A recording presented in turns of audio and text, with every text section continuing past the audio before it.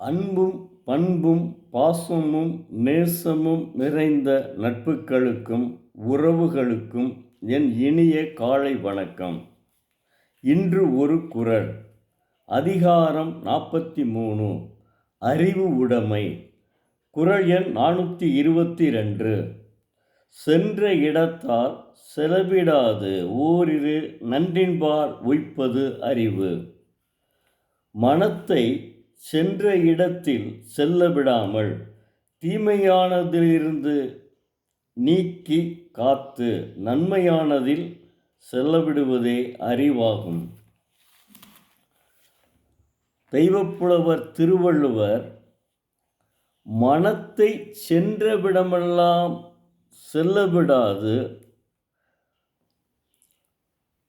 நன்மை தீமைகளை ஆராய்ந்து தீமைகளை ஒழித்து நன்மைகளை செய்வதே அறிவுடைமையாகும் என்கிறார். உதாரணத்திற்கு, ஒரு ஊரில் இரு நண்பர்கள் ஒரு தனியார் நிறுவனத்தில் வேலை புரிகின்றனர். ஒருவன் பெயர் செல்லச்சாமி, இன்னொருவன் பெயர் வெள்ளைச்சாமி.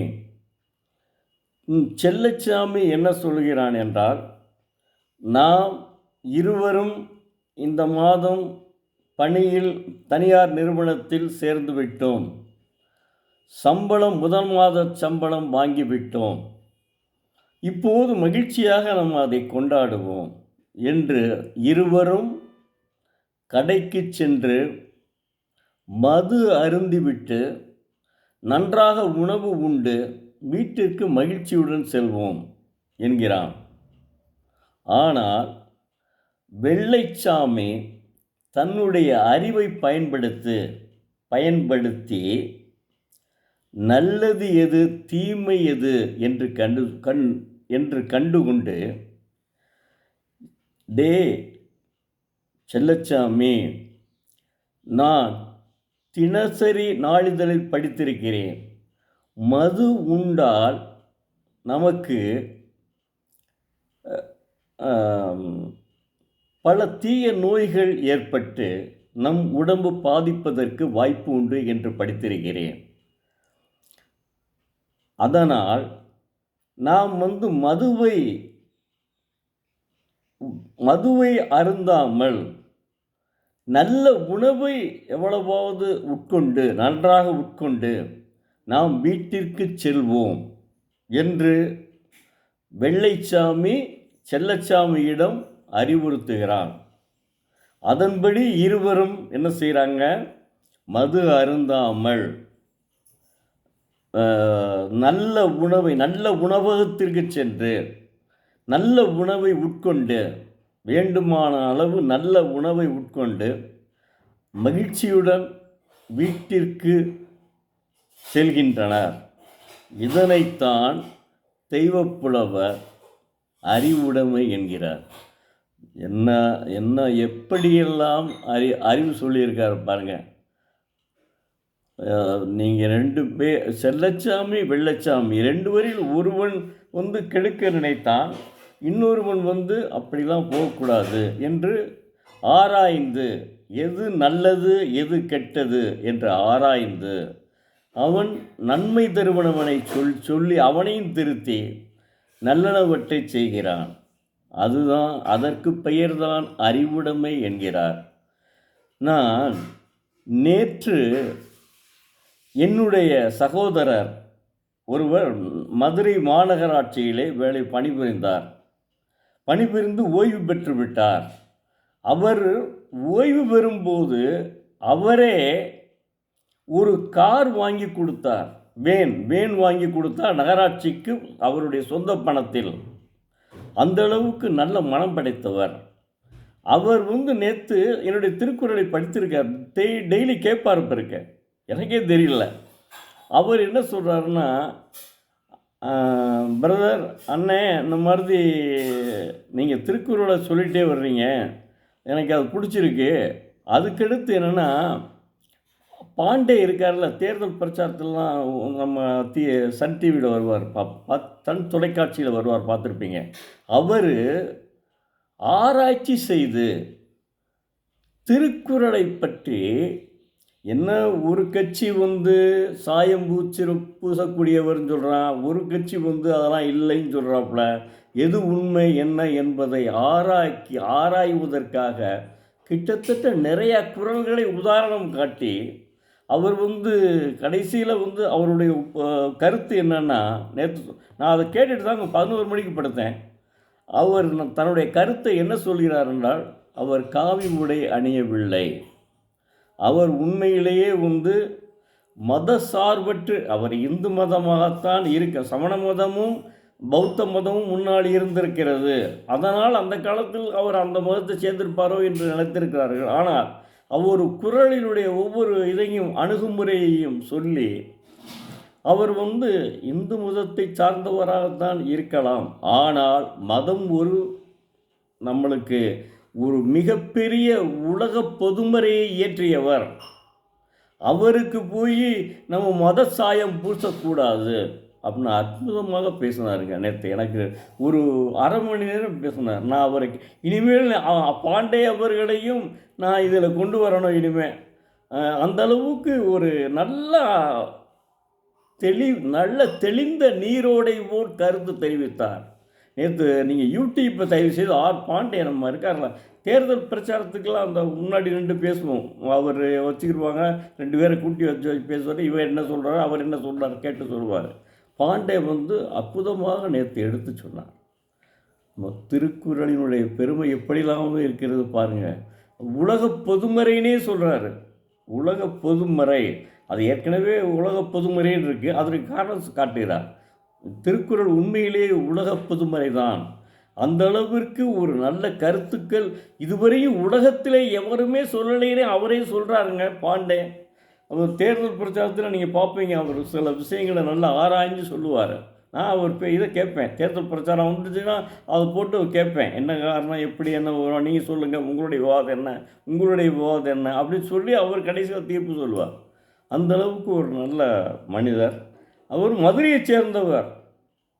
ஆனால் அவர் கீழடி ஆய்வகத்திலையும் சொல்லிட்டு பாண்டிய நாட்டில்தான் ஆராய்ச்சி நடந்திருக்கிறது. திருவள்ளுவரை பற்றி அவருக்கு குழந்தை இருந்ததா அல்லது அவருடைய அப்பா அம்மா பெயர் அவருக்கு எதுவுமே தெரியவில்லை. மனைவி வாசுகி என்பது மட்டும் தெரிகிறது, மற்ற எந்த தகவலும் தெரியவில்லை. ஆனால் திருக்குறள் தமிழ்நாட்டில் பிறந்தவர். நான் சொன்னேன் பார்த்துங்க, அறிஞர் அண்ணா சர்வசாதாரணமானவர்கள் இல்லைங்க. நீங்கள் தயவு செய்து ஒரு பெரிய மாற்றத்தை கொண்டாந்தவர் அறிஞர் அண்ணா அவர்கள்தான். இந்த தமிழ்நாட்டிலே மிகப்பெரிய மாற்றத்தை கொண்டு வந்தவர் அறிஞர் அண்ணா அவர்கள். அதை யாரும் மறக்க முடியாது.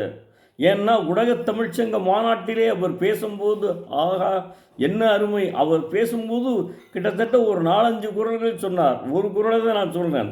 எப்பொருள் இதில் வருது அறிவுடைமையில், எப்பொருள் யார் யார் வாய் கேட்பும் அப்பொருள் மெய்ப்பொருள் காண்பது அறிவு என்ற திருக்குறளுக்கு சொந்தக்காரன் திருவள்ளுவர் பிறந்த தமிழ்நாடு அப்படின்னு அவர் சொல்கிறார். தமிழ்நாட்டை சேர்ந்தவர்கள் நாம், அப்போ நம்ம எப்படி இருக்க வேண்டும் என்று. அதனால தான் அவர் நம்மளுடைய நம்ம இவர் ராமசாமி வைக்கம் ராமசாமி இருக்க ஈரோடு ராமசாமி இருக்கார்ல, பெரியார் பெரியாரிடமிருந்து விலகியவுடன் முதல்ல எல்லாரும் கேட்குறாங்க, ஏங்க விலகுறீங்க, உங்களுக்கும் அந்த கடவுள் பக்தியில் உங்களுடைய கொள்கை என்ன என்று கேட்கிறார்கள். அதற்கு அறிஞர் அண்ணா அவர்கள் பதில் சொல்கிறார்கள், ஒன்றே குலம் ஒருவனே தேவன் அப்படின்னு சொல்கிறார். அது திருமூலத்தில் படிச்சிருக்காரு. அவர் பச்சையப்பன் காலேஜில் 2 டிகிரி, அப்போல்லாம் அந்த கரஸ்பாண்டன்ட் கோர்ஸ் அந்த கோர்ஸ் இந்த கோர்ஸ்லாம் கிடையாதுங்க.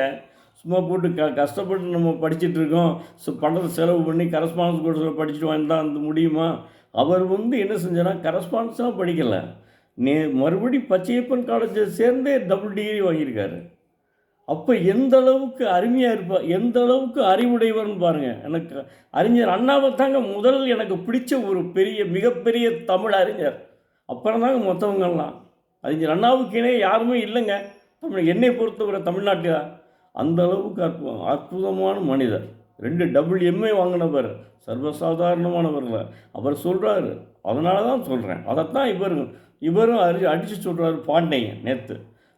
கிட்டத்தட்ட அரை மணி நேரம் தூக்கம் போனாலும் பரவாயில்ல, அதை படிச்சுட்டு நம்ம தூங்குவோம் அப்படின்னு சொல்லி தூங்கினேன். அந்தளவுக்கு திருக்குறளை நீங்கள் தயவுசெய்து எல்லோரும் மாணவ கண்மணிகள், மாணவ செல்வங்கள், மாணவர்கள் கண்டிப்பாக திருக்குறளை படியுங்கள். இப்போ இருந்தே நீங்கள் படிக்க ஆரம்பிச்சீங்கன்னா நிச்சயமாக வாழ்க்கையிலே நீங்கள் முன்னேறுவீர்கள். வாழ்க்கையிலே தீமையை செய்ய மாட்டீர்கள். நமக்கு மதம் முக்கியம் இல்லைங்க. ஒன்றே குலம் ஒருவனே தேவன் திருமூலர் சொல்லியிருக்கிறார். அதைத்தான் அறிஞர் அண்ணா அவர்களும் சொல்கிறார்கள். திருமூலத்தை படித்தால் தெரியும். கூடுவிட்டு பாயும் ஆவி, இந்த ஆவி ஒரே இடத்தில் இருக்காது. கூடுவிட்டு பாய் மறுபடியும் அந்த ஆவி போய் அவன் சேர்ந்து வருவதாக நான் படித்துள்ளேன். அவரும் படிச்சிருக்கார், அறிஞர் அண்ணா அவர்களும் படிச்சிருக்கார். ஏன்னா அவர் எந்த நேரமும் கன்னிமாரான் ஊடகத்தில் இருப்பார். எனவே தயவு செய்து எல்லா மாணவ செல்வங்களும் திருக்குறளை படியுங்கள், அதன்படி நடுங்கள். தங்களுடைய வாழ்க்கை முன்னேறும். நம்முடைய தமிழ்நாட்டை நம்ம கடைசி வரையும் நாம் நல்லபடியாக காப்போம், மறக்காமல் நல்லபடியாக இருப்போம். நாமும் உயர்ந்து கொள்ளுவோம். திருக்குறளால் தான் நான் இந்த அளவுக்கு இப்போ நானே திருக்குறளை பின்பற்றுகிறேங்க. நான் உண்மையிலே சொல்கிறேன், திருக்குறளை பின்பற்றுகிறேன். எனக்கெல்லாம் இப்போ ஒரு சந்தர்ப்பத்தில் ஒரு நல்ல இதுவும் கிடைச்சது. ஆனால் அதில் ஒருவன் என்ன செய்கிறான்னா, என்னை ஒரு மாதிரியாக இன்சல்ட் பண்ணி செய்கிறான். நான் ஒன்றுமே பேசலை. நான் வேலை பார்க்கையில் இருந்த குணம் வேறு, நான் இப்போ இருக்கிறது குணம் வேறு. அமைதியாக வந்துட்டேன், எந்த இதுவும் செய்யாமல். காரணம் என்னென்னா, நம்ம ஒரு மிகப்பெரிய ஒரு நல்ல மனிதர் நமக்கு அதாவது சரி, அவரை ஓயாமல் நான் சொல்ல விரும்பலை. அப்படியாப்பட்ட மனிதரிடம் நாம் போய் அவர் நம்மளை பிடிச்சிருக்கு, அதனால் நாம் எவனையும் தப்பாக பேச வேணாம், அப்படியே அன்பாக அமைதியாக வந்துட்டேங்க. இன்னா செய்தாரை ஒருத்தல் அவர் நன்னயம் செய்து விடல். இதுதாங்க என்னுடைய கொள்கை. இப்போ உண்மையிலே இவர் இயேசுநாதர் சொன்னது போல, ஒரு கன்னத்தை அறைந்தால் மறு கன்னத்தை திருப்பி கொடு என்று அது சொல்ல முடியாது. அதனால தான் தெய்வப்புலவர் திருவள்ளுவர் இப்படி சொல்லியிருக்கார், இன்னா செய்தாரை ஒருத்தல் அவர் நன்னயம் செய்துவிடல். நன்றி. மீண்டும் நாளை பார்ப்போம்.